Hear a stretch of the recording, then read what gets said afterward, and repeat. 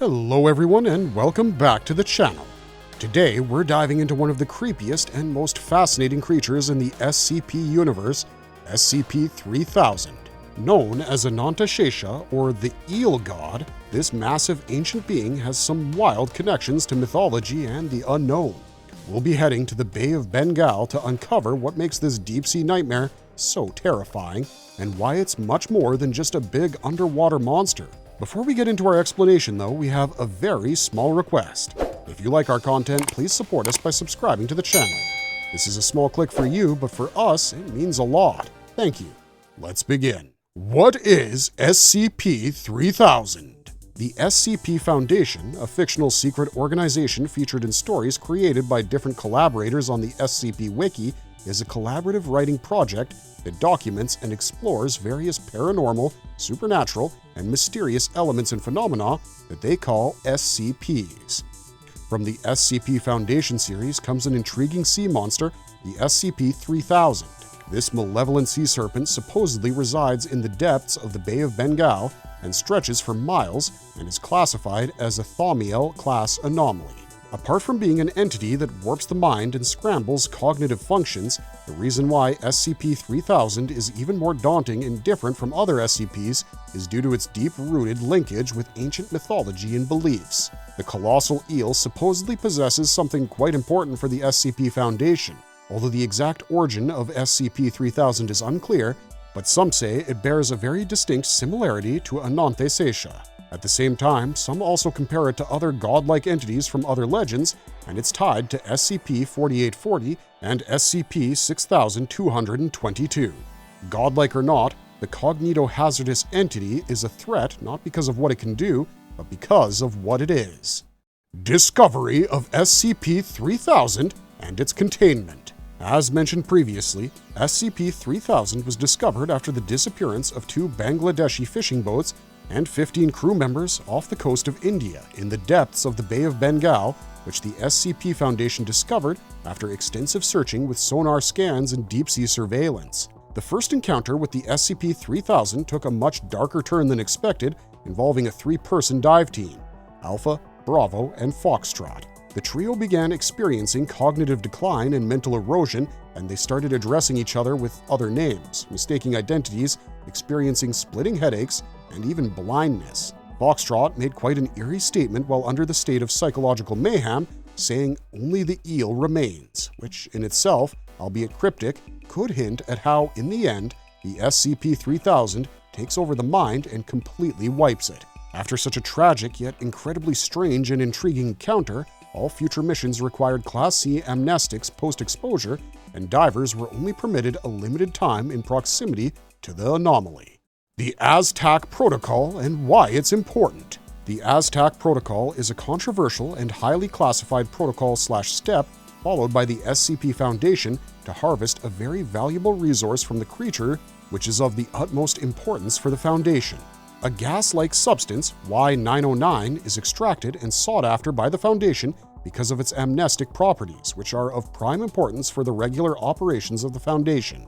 The protocol came into play after it was discovered that the eel-like monstrous SCP-3000 released said Y909 gas on consumption of human beings. Normal civilians aren't allowed to enter the area where the SCP was spotted, and only authorized personnel can enter the area after due permission. Aramita, a submarine SCP-F, is tasked with carrying out the Azac Protocol, followed by the collection of the Y909.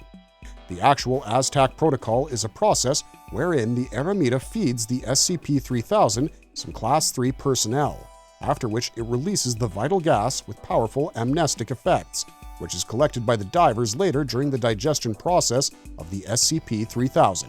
The process may have also birthed one of the most mysterious members of the O5 Council, who would come to be named O511, or the Liar, who became a target of SCP-3000 and faced a number of its reality-warping, memory-wiping attempts. The Anantashesha theory about SCP-3000. The Anantashesha theory is a chilling psychological interpretation of what the SCP-3000 actually is, which was proposed by Dr. Venkat Krishnamurthy of the SCP Foundation. He was nearly convinced that the SCP-3000 was in fact the mythological Hindu deity of snakes, Anantashesha, whose name simply means the endless remainder. The Anantashesha is believed to exist beyond the constraints of time and creation, so it is an endless remainder, meaning that everything will come and go, but what will remain and continue existing is the Anantashesha. Dr. Venkat, although he proposed the theory himself, got so frazzled that he ultimately committed suicide by feeding himself to the aquatic beast. Before he was consumed, his last words hauntingly were, "I was wrong. It's not... .. What he was wrong about and what he wished to communicate would forever be an endless puzzle, much like the SCP-3000 itself. Following the suicide of Dr. Venkat, his colleague, Dr. Manava, started getting haunting flashes of things he didn't remember ever doing, before realizing it was in fact the memories of the late Dr. Venkat. Horrified at what it had come to, Dr. Manava attempted self-harm and entered a vegetative state after consuming a large amount of Y909 to forget these memories. Appearance of SCP-3000. At first glance, the gargantuan entity resembles a regular giant moray eel, specifically the Gymnothorax javanicus, but comparing it to any earthly being is impossible. With a serpentine body, although its entire size cannot be determined, it's roughly estimated to be around 600 to 900 kilometers in length, a size so massive that no man-made instrument can actually measure it completely. Its head is approximately 2.5 meters in diameter, and parts of its body range up to 10 meters, massive enough to swallow a human body instantly. It's also believed the SCP-3000, because of its mind-altering ability, can shapeshift itself, and once appeared to two personnels, Calvin and Adam, in the form of his brother, thereby assuming a humanoid form, hinting at its possible connection with some other entity, cementing the fact that the SCP-3000 is definitely not a normal large being, but absolutely an anomaly. Powers and abilities of SCP-3000. Generally existing in a dormant, almost motionless state, the SCP-3000 typically moves its head when feeding or responding to stimuli, while the rest of its body remains in the same dormant state. While attacking and killing its prey, the SCP-3000 is known to move at lightning-fast speeds. The SCP-3000, as we've said so far, has the ability to possess the mind of its victim, inducing a sense of delirium and altering reality and eroding memories. Any contact with the SCP-3000 and its forms has brought with itself visual and psychological distortion caused by the mimetic fog it gives out. As mentioned previously, one of the abilities it's displayed is shapeshifting, where it assumes different forms other than its original form to lure the prey towards itself. Out of the many personnel exposed to the SCP-3000, one such Foundation agent, William, started banging his head against the submarine window until it killed him, before saying the very bleak and dark words, "There's nothing," again hinting at his memories, which may have gotten completely wiped, thereby leaving him in the state of nothingness. It's also known to release the black gaseous substance used by the Foundation in the production of amnestics, called the Y909. These amnestics are then used by the Foundation to suppress the global knowledge of anomalies and keep them under wraps.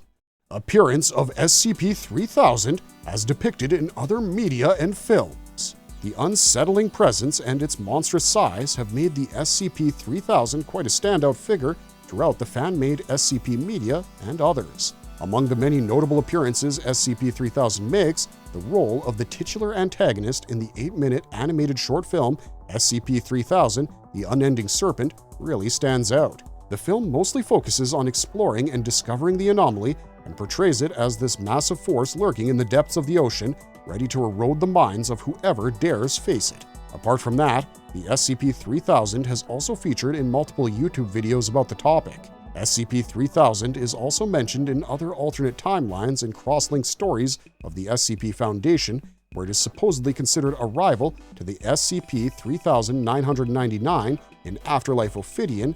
Then in SCP-6001's Utopian timeline, the SCP-3000 is depicted as a godlike figure while humiliated in a darker alternate reality by UBU.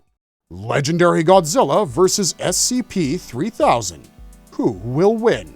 Legendary Godzilla vs. the SCP-3000 is a massively debated topic on Reddit threads and fan theories. It's nothing short of an actual clash of the titans. On one side is an apex predator with nuclear wrath on its side, and on the other, we've got a sea god with mythological ties and the ability to bring out existential dread and delusion into minds and memories. A number of factors come into play when we try to imagine a possible battle between the two. Number 1 is physical strength and combat ability. With our monstrous sea serpent, SCP-3000, being mostly sedentary, moving only in terms of external stimuli, even if at lightning speed, it's no match for Godzilla, who moves at a speed of 40 knots underwater, a hardened kaiju who's battled with titanic threats like Muto Prime and Mechagodzilla. When it comes to size, Godzilla again has the advantage, because even if the SCP-3000 is longer, it's still narrow. Godzilla, having palms wider than the SCP-3000's body, can easily squish or overpower it. Number 3, if we're talking about life, Godzilla has survived nuclear blasts, asteroid impacts, and even a fall from the stratosphere. Although if we rule out his inability to use his atomic breath underwater, his claws and bite are enough to provide quite a durable offense. SCP-3000, on the other hand, often referred to as the Anantashesha, literally meaning the one who remains and is endless, although it may not have other abilities than mind control, due to its nature, would surely survive in the fight. It's also true that where the battle would take place is crucial in deciding who the winner is between the legendary Godzilla and SCP-3000. Each dominates the other in one aspect or another, so the debate is still ongoing, with some believing Godzilla would win. In contrast, for others, it's the snake god Anantashesha, aka SCP-3000, who would emerge victorious. Marvelous verdict! Who do you think would win in this titanic struggle? Are you Team Godzilla or Team SCP-3000? Let us know in the comments section down below. Also check out our many videos on other anomalies and other interesting sinister forces. If you enjoyed exploring SCP-3000 with us, hit that like button, and we'll see you in the next marvelous video. If you enjoyed our content, don't forget to subscribe if you haven't already. Otherwise, have a good one. Thanks for watching, and stay safe out there.